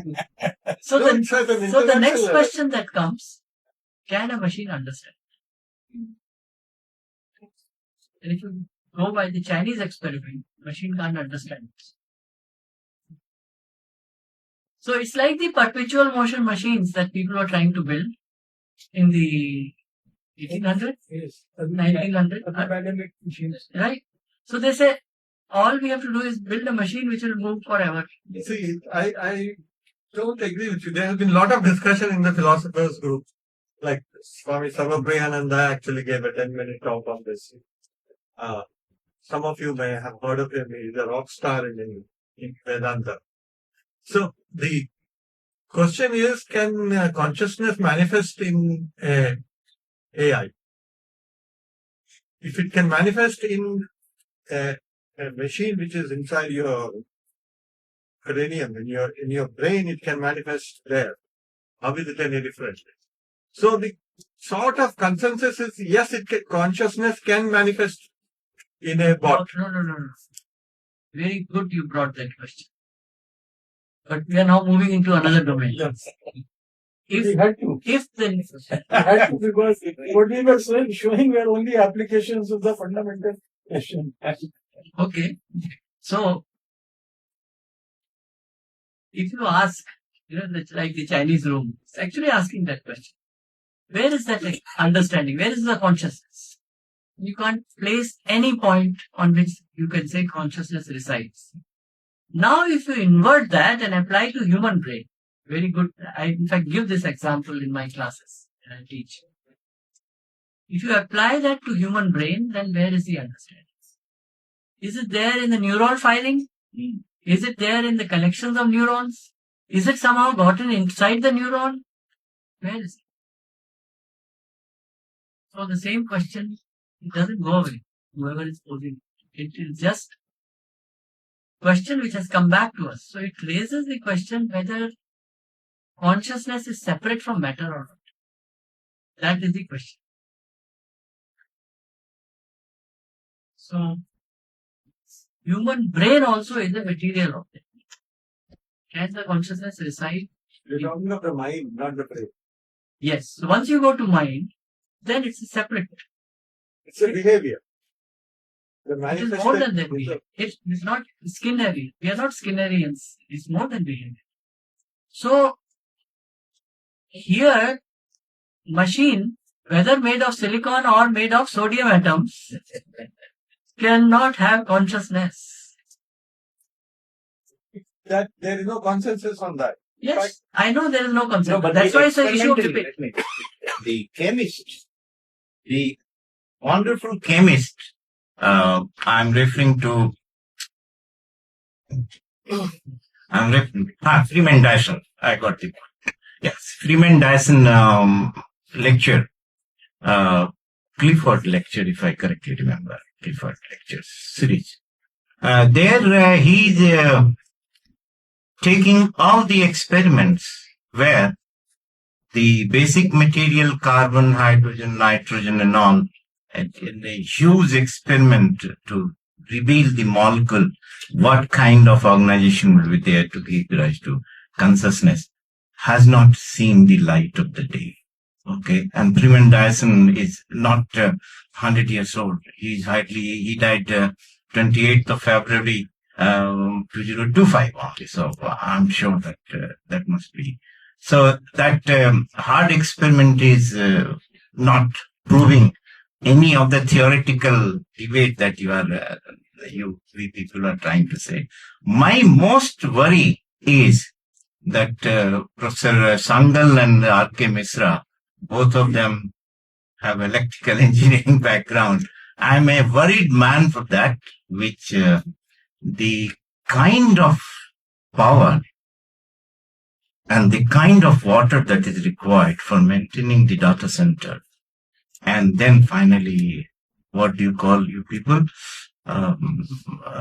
Generation, जो AI का machine में, generative model. Thank you. Large language model. Large, yes. and it has to be working all the time. My dear students, you should realize, if I have a textbook, I don't consume power every day. But if that textbook is put in a machine, a digital form, and it has to be available to everybody, right? All these barka company ka jo ki naam liya, they'll be consuming entire power, and they will not permit people to think, because that habit will go. However, human being will be consuming hawa, pani, electricity. This is going to be the additional burden, and the companies are totally opaque. And the moment I raise this question, everybody says that ये आदमी ठीक नहीं है, इससे बात करना ठीक नहीं है. But where is I see that there is a power crisis. I see there is a water crisis. You must answer that question. So next is quantum computing. The energy requirement will be very less once it develops. So it's a very high speed. आप जो कि है ना, मैं hardware को समझता हूँ उसका, इसीलिए मैं उसके हार्डवेयर को समझता हूँ. सर लेकिन आप ये कह रहे हैं ना, क्लाउड में they are doing some logic also. A logic portion they are showing. This logic is also copied. Suppose we are giving 2 plus 2. If you give 3 plus 3, they will give the solution. But logic is also copied somewhere in the internet or data. Even large language models are simply based on large window and learning on trillions of tokens. That is the problem. Because I think a few state space problem, they are highly tough mathematical problem. The Claude is giving solution and showing whatever it has copied and where he applied the logic. That is in different colors. Some models maybe have a separate discussion on explainable AI. Once we come to explainable AI, all these issues will come to the practice. Some of the models. I think two people from studies, They had always been troubling us. So today we have given them enough. No, we never have enough. But we're looking for more. But anyway, all good things must come to an end, however good they are. So I now request Professor Rajkumar to briefly propose a vote of thanks. आपका है, लेकिन हमारा तो सीधे नहीं पीता. अगर कोई बचकानी चीज कहूँ तो उसको भी आप माफ करें. सर, क्या ये जैसे आप कह रहे थे डेटा और नॉलेज, इनकी जो बाइनरी है कहीं ब्रेक नहीं हो सकती? नॉलेज और नॉलेज, डेटा से ही नॉलेज जनरेट होने लगी है. जैसे आप कह रहे थे एक रीजनिंग वाला एलिमेंट भी इसमें आ रहा है. सर ये तो क्या फर्क पड़ता है अगर वो फील नहीं करते आदमी की तरह, या उसका कॉन्शियसनेस नहीं है? कुछ लोग कह रहे हैं EQ is highest level of IQ. EQ is the highest level of IQ, but they are trying to understand this phenomenon. Emotional जो quotient है, जो emotion है, that is highest level of IQ, but they are trying to understand. Emotion is pain, right? Pain and emotion. Machine can't feel pain. हाँ, लेकिन वो कह रहे हैं ना कि जिसका IQ, सर IQ बढ़ता जाएगा तो किसका आदमी डिबेटेबल है. हाँ, नहीं, अब वो उलट के देखो. अब नहीं, विशफुल थिंकिंग में कुछ भी सोच सकते हैं. It may have no basis whatsoever. Perpetual motion machine जो बना रहे थे, वो क्या कर रहे थे? तो यही बोल रहे थे ना कि with no energy all machines will run. They were finally, only when it was proved it can't be done. There's a second law of thermodynamics, gentlemen. My Karnat father was a businessman, sir. And this fellow is not listening to his father. The set of the Karnat, I'm saying. And finally he said कि पापा तुम ये जो engineer पे पैसा खर्चा कर रहा है फालतू कर. तो ये कब समझ में आएगा? जब आएगा. सर एक उसमें थ्योरी है कि जैसे हमारा माइंड है, बहुत ज्यादा डेटा भी हम स्टोर करते हैं, न्यूरॉन्स है, और IQ भी बहुत ज्यादा हम यूज नहीं करते, इससे वो स्लो हो गया है. और बोलते हैं कि वो स्लो हो गया तो EQ जनरेट हो गया. अब बस मैं थ्योरी बता रहा हूँ, मुझे समझ में नहीं आता. थ्योरी भी नहीं है, स्पेकुलेशन है, वाइल्ड स्पेकुलेशन. ठीक है, उलट के देखिए, कुछ भी आप बोल सकते हैं. In the age of LLMs, you can say anything.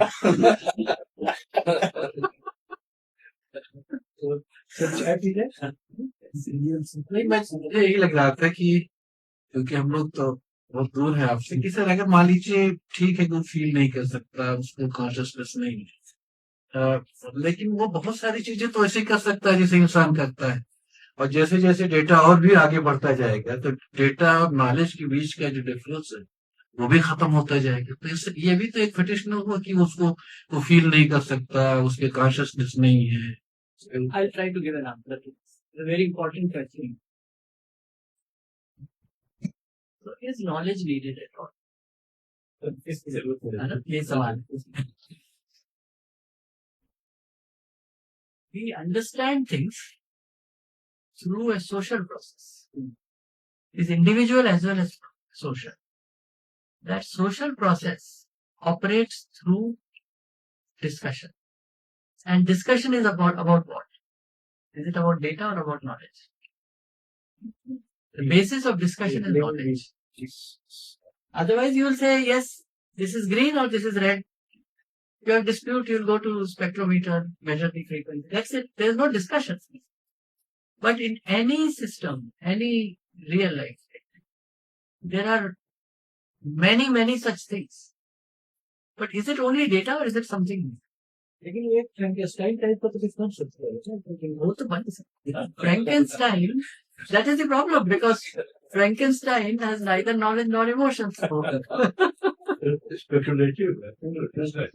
तब तो ठीक ही आपने शब्द भी दिया इसीलिए तो हम लोग आपके बहुत धिक्कार कर रहे हैं भाई साहब. आइए चाय पीते हैं इसी बात